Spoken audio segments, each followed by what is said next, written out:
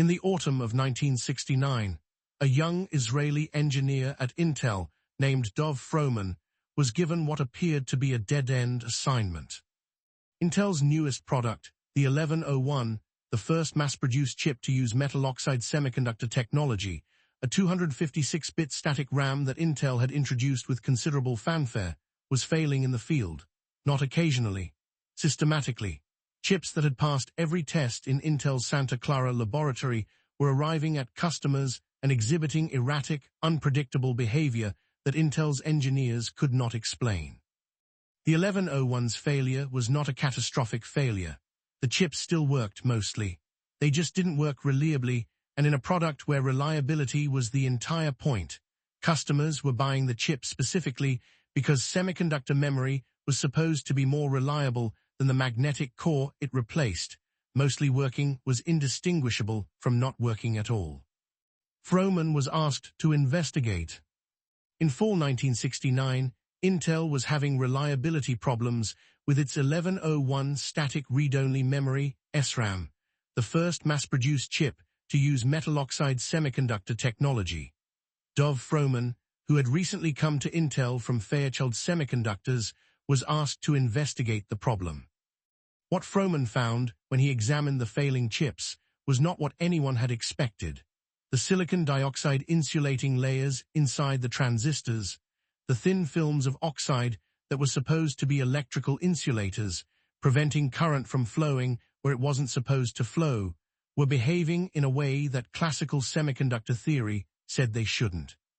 Under specific electrical conditions, electrons were tunneling through the oxide layer and accumulating on the transistor's floating gate, a piece of polysilicon suspended inside the transistor structure, completely surrounded by oxide, with no electrical connection to anything outside itself. An electron that found its way onto the floating gate through the oxide had nowhere to go. It stayed there, trapped, indefinitely. The accumulated trapped charge changed the transistor's threshold voltage, the voltage required to switch it from off to on, in a way that degraded the chip's performance and explained the erratic behavior Intel's customers were reporting. Most engineers investigating this failure mode would have concluded, the oxide is trapping charge, which is bad. We need to redesign the oxide to prevent this.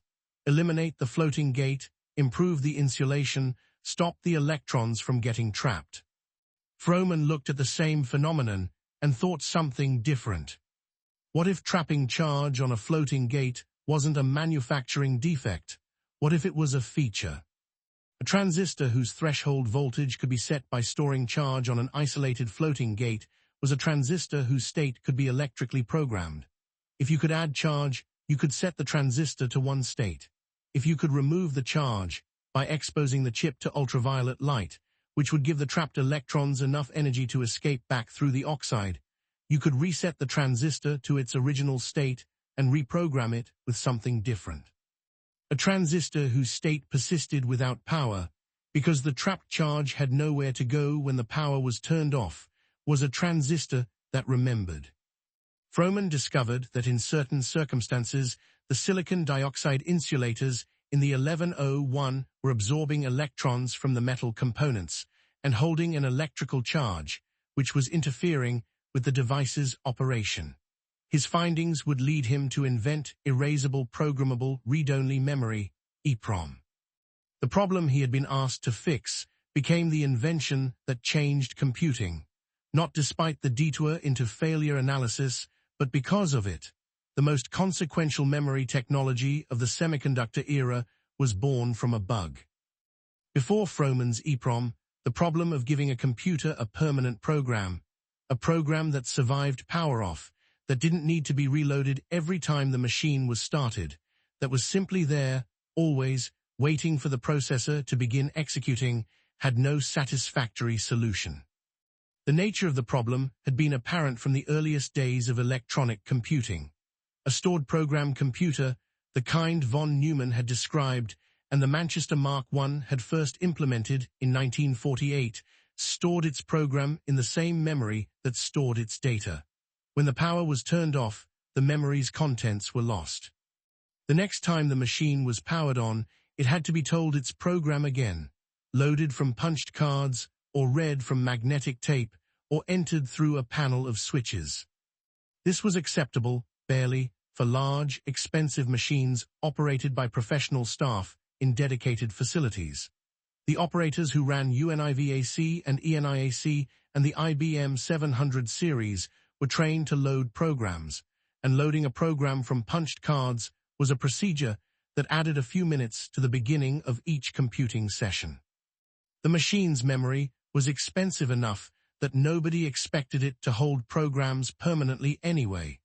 Memory was far too valuable to dedicate to storing code when it could be holding data.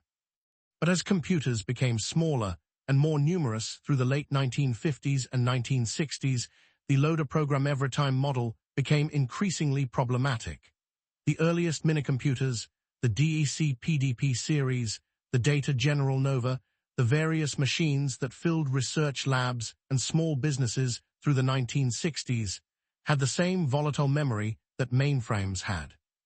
Every time they were turned off and on, they started fresh, ignorant of their program, waiting for the operator to load the software before any useful work could begin.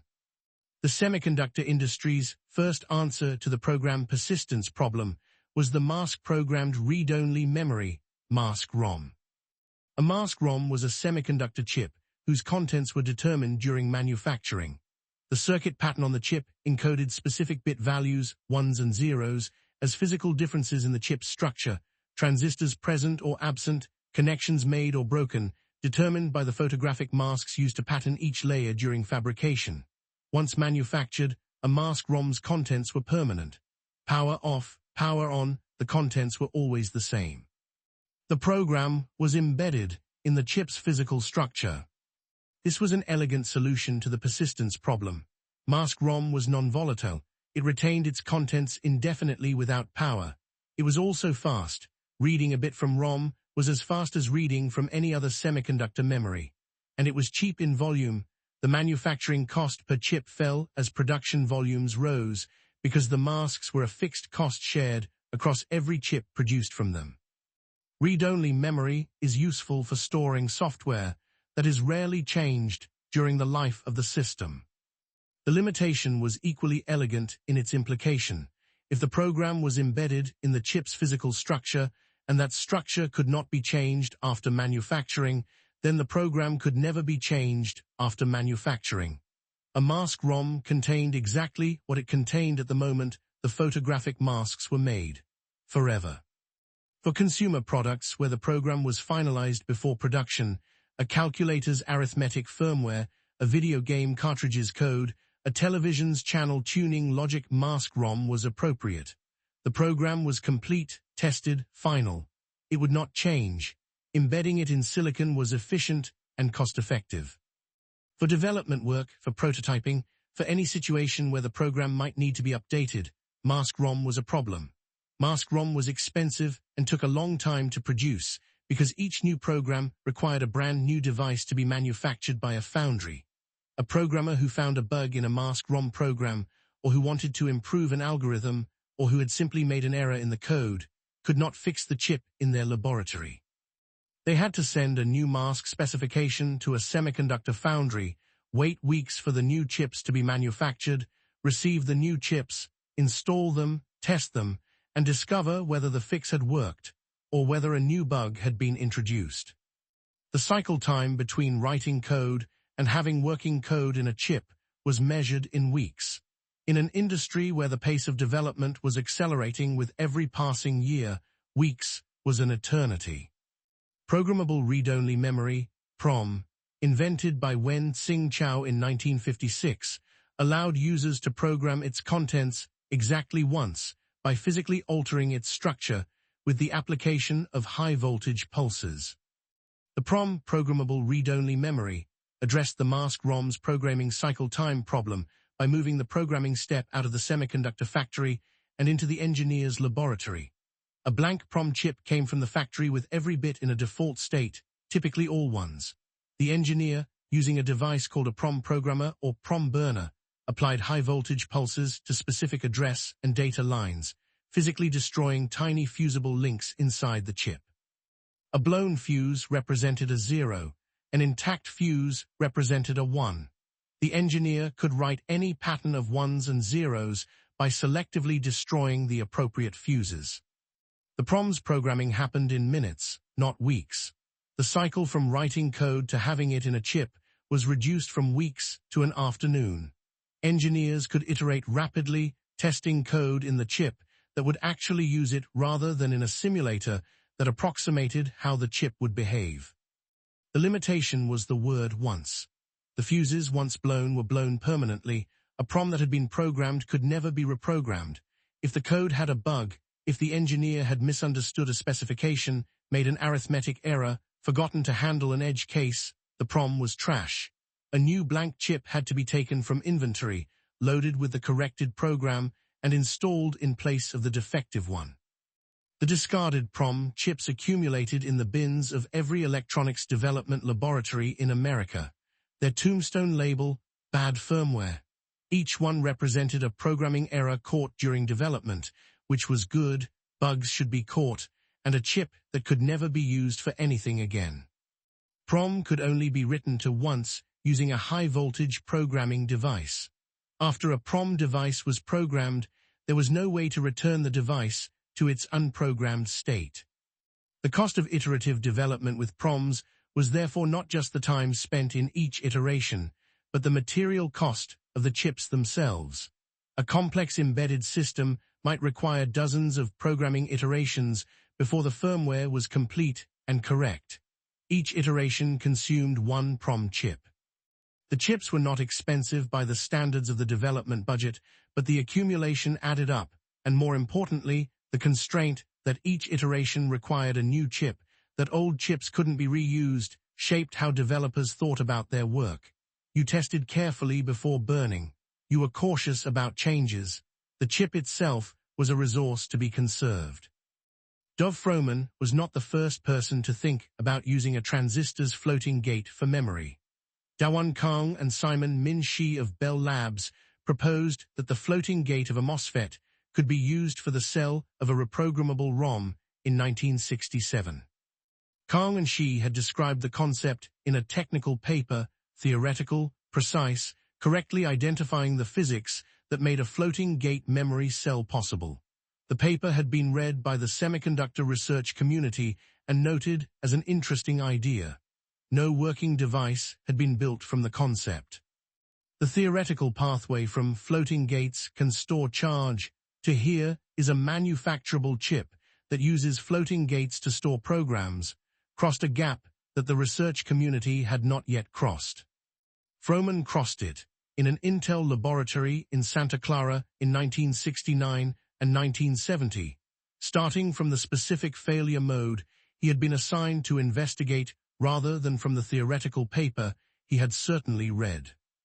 His approach was bottom-up rather than top-down. The 1101's failures were data.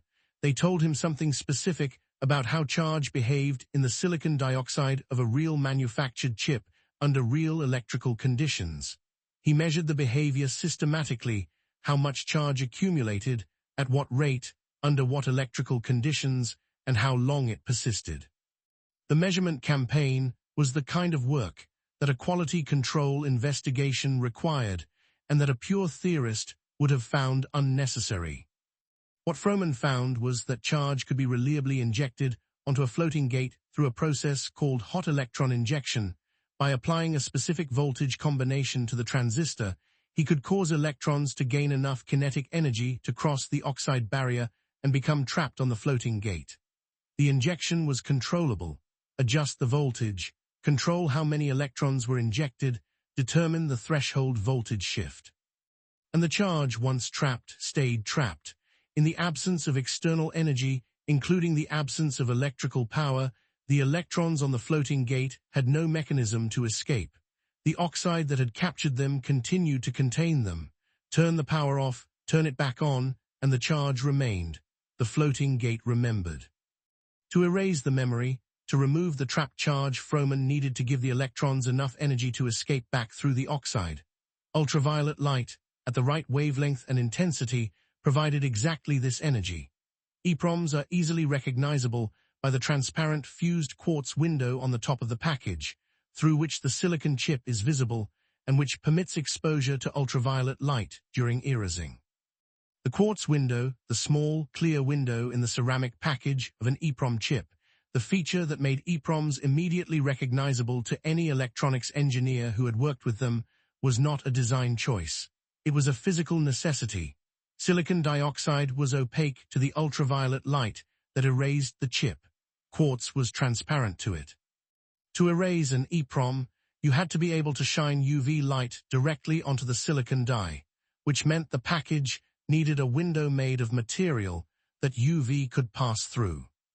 The quartz window was the physical signature of Frohman's physics, the visible consequence of the specific mechanism he had exploited. Every EPROM ever manufactured announced its operating principle through the small glass circle on its top surface. Frohman debuted his prototype EPROM in February 1971 at the Solid-State Circuits Conference in Philadelphia. Gordon Moore recalled the demonstration. Dov projected a film that displayed the bit pattern in the EPROM memory cells. As the cells were exposed to ultraviolet light, the bits dropped out one by one until all that was left was the familiar Intel logo.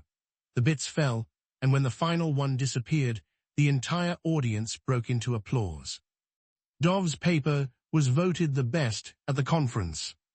The demonstration was theatrical in a way that was rare for semiconductor engineering conferences, which typically involved technical presentations of data, graphs, and performance specifications, rather than films of bits disappearing from a memory chip under ultraviolet illumination. Frohman had loaded the Intel logo's bit pattern into his EPROM prototype, presumably a somewhat laborious process of determining which bits in the 2048-bit chip needed to be programmed to represent Intel's stylized logo, then programming them one by one using the high-voltage injection process he had developed.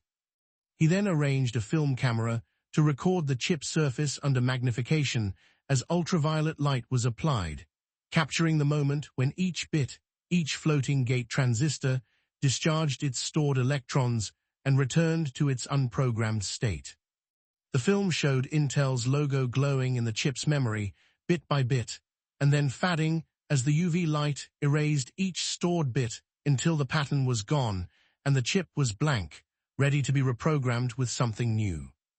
For the audience of semiconductor engineers, people who worked with memory chips daily, who understood abstractly that a stored bit represented electrons trapped on a floating gate, but who had never seen that abstraction made visible, the film was revelatory. They could see the memory. They could see it being erased. They could see it returning to blank, reusable, ready for new information. The applause was for the physics made visible, and for what the physics meant. EPROM resolved an issue that had been plaguing developers for years. The design time for new chip prototypes was too long. EPROM's combination of programmability and stability reduced design time for new chip prototypes from days or weeks to hours.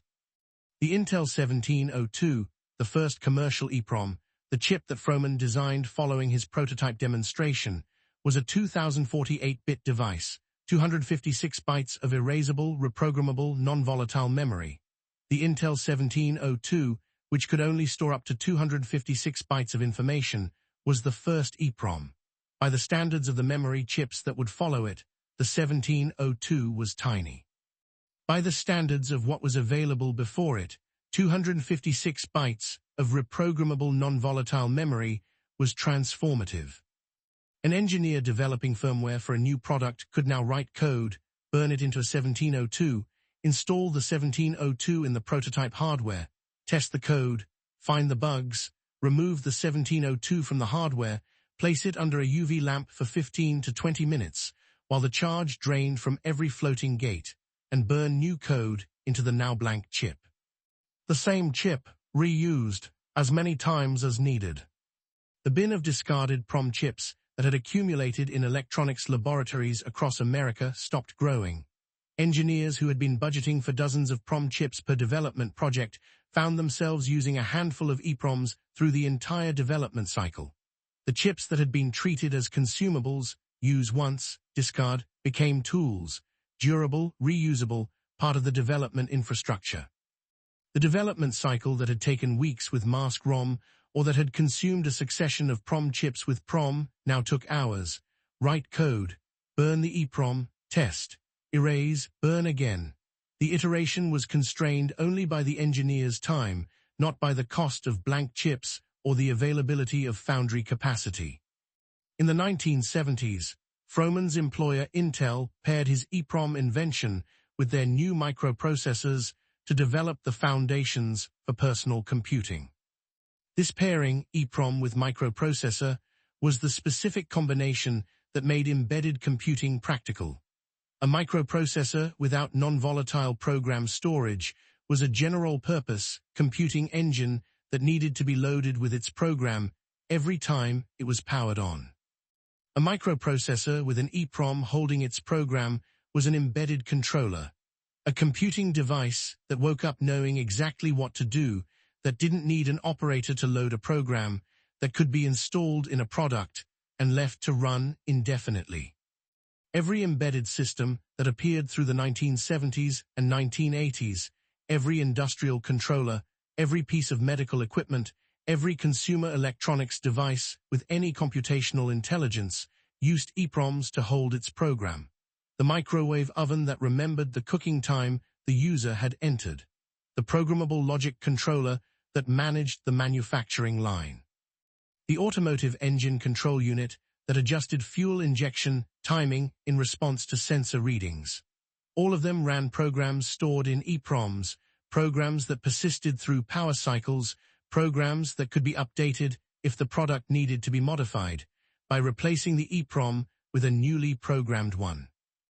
Born in Amsterdam, the Netherlands, and educated at the Israel Institute of Technology and the University of California at Berkeley, Frohman began his career at Fairchild Semiconductor in 1965. He moved to Intel in 1969 and soon established Intel design and fabrication facilities in Israel. Frohman's biography is unusual even by the standards of Silicon Valley, where unusual biographies were more common than elsewhere. He was born in Amsterdam in 1939 to a Jewish family. His parents were deported by the Nazis in 1942. Dov survived because a Dutch family hid him during the occupation. He was the only member of his immediate family to survive the war. He emigrated to Israel in 1951, studied electrical engineering at the Technion, earned his doctorate at Berkeley, and entered the semiconductor industry at Fairchild, one of the most technically productive environments in the world in the mid-1960s. When Intel was founded in 1968 by Noyce and Moore, Frohman followed to Intel, joining what was arguably the most consequential engineering organization of the 20th century's second half. The quality control assignment that produced EPROM was, from Intel's perspective, a routine problem-solving task. Something is wrong with our product, investigate it. The fact that the investigation produced a major invention rather than a process improvement was not predictable from the assignment. Frohman's specific contribution was the willingness to follow the physics wherever it led, to look at charge trapped on a floating gate and ask what it could be used for rather than how to prevent it. After establishing EPROM's foundations at Intel Santa Clara, Frohman went to Israel to build Intel's design and fabrication facility there. Frohman retired from Intel in 2001. The facility he established, Intel Israel, became one of the most important design centers in Intel's worldwide organization, responsible for several of Intel's most significant processor designs, including the Mobile Pentium III and what became the core microarchitecture that returned Intel to performance leadership after the thermal wall crisis of the early 2000s. Intel's Israeli operations have designed chips that billions of people use daily. The facility exists because Frohman built it. The EPROM that funded Intel's early growth and that funded the research leading to the microprocessors those chips have descended from exists because Frohman investigated a quality control failure and asked the right question about what he found. Working at Hughes Microelectronics from 1976-1978, Eli Harari demonstrated a thin oxide floating gate, electrically erasable PROM, EPROM cell that eliminated the need for external UV erasure. The EPROM's requirement for UV erasure was a practical limitation that became more annoying as the technology matured. Erasing an EPROM required removing it from the circuit board, placing it under a UV source for 15 to 30 minutes, and reinstalling it, a physical process that was acceptable for laboratory development work, but was impractical for products already deployed in the field. A product containing an EPROM that needed a firmware update required either returning the product to a service center or shipping a replacement EPROM to the field.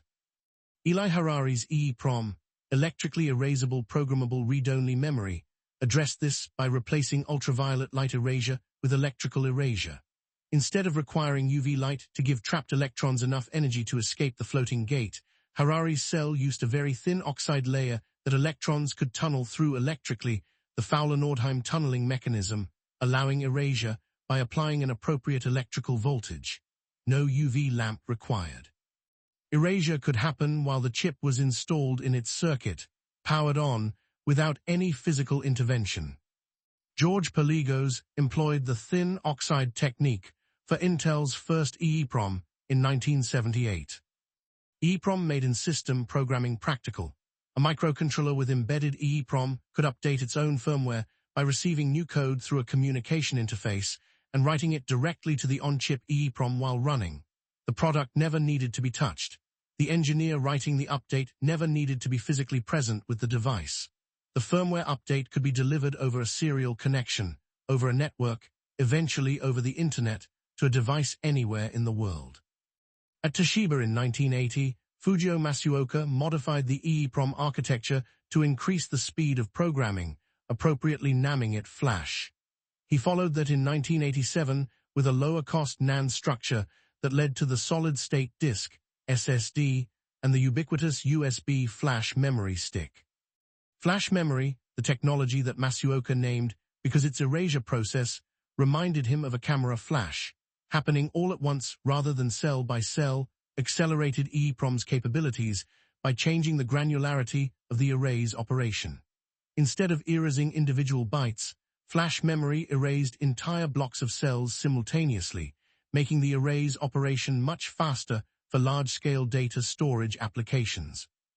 The NAND flash architecture that Masuoka developed in 1987 was optimized for storage applications, for devices that needed to store large amounts of data cheaply, rather than for devices that needed random access to small amounts of non-volatile data. NAND flash traded some of the access flexibility of earlier memory types for dramatically lower cost per bit, making it suitable for applications that required megabytes and then gigabytes of non-volatile storage at consumer prices. Today's complex electronic devices, our cell phones, digital cameras, MP3 players, and computers, all rely on a form of non-volatile memory, mainly flash memories, to store their operating systems. The operating system on your smartphone is stored in NAND flash memory. The firmware of your laptop's SSD is stored in flash. The code that runs your router, your smart thermostat, your car's engine control unit, all stored in non-volatile memory that traces its lineage through EPROM to the floating gate transistor that Dov Frohman observed trapping charge in a defective Intel 1101 chip in 1969. The EPROM chip's quartz window was, for electronics engineers of a certain generation, one of the most familiar and most evocative components in their experience. A ceramic rectangular package, gray or sometimes white, with a small circular or rectangular window in its top surface. Through the window, if you tilted the chip to catch the light correctly, you could see the silicon die, a smooth, gray-brown surface with the geometry of the circuit faintly visible, the rows and columns of the memory array distinguishable from the peripheral circuitry. The window was often covered with an adhesive label when the chip was in service. For years, PC manufacturers used EPROMs to design BIOS chips. They covered the erasing window with an adhesive foil-backed label containing details about the BIOS, including its publisher name and revision. The label served two purposes: It identified the BIOS versions stored in the chip, and it prevented accidental erasure by blocking any UV light that might reach the die. A chip exposed to strong sunlight for long enough would eventually lose its stored program. The UV component of sunlight, though much weaker than a UV erasing lamp, would gradually discharge the floating gates over weeks of direct exposure. An EPROM chip with its label peeled off, placed face down under a UV fluorescent erasing lamp for 20 minutes, became a blank chip again. Engineers who wanted to reuse an EPROM peeled the label, placed the chip in the eraser, set a timer, and returned to find a chip ready for new code. The physical ritual of erasing, removing the chip from its circuit, exposing it to light, waiting, was in a sense a feature rather than a limitation. It made the erasure deliberate and visible. A chip couldn't accidentally erase itself in service, because erasing required UV light, which didn't exist in normal operating environments. When the label was on and the window was covered, the chip remembered. When the label was off and the UV lamp was shining, the chip forgot. The control was visible, tactile, physical, a reminder that the memory was real, that the bits had a physical embodiment, that the electrons on the floating gate were actual electrons doing something specific that had a physical cause and a physical remedy. Dov Frohman invented a computer chip that could be erased by exposing it to ultraviolet light, then have new data written onto it.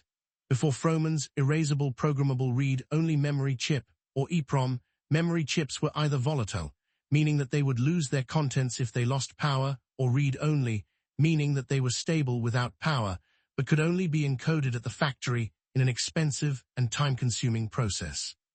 Frohman's EPROM combined the best of both concepts, providing non-volatile, erasable memory.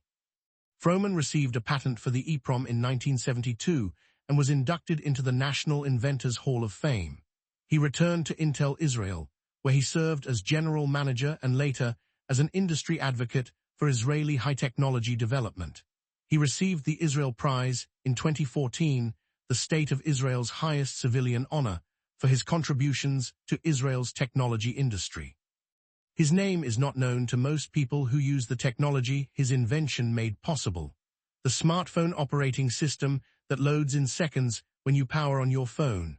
The SSD that boots your laptop faster than any spinning disk could.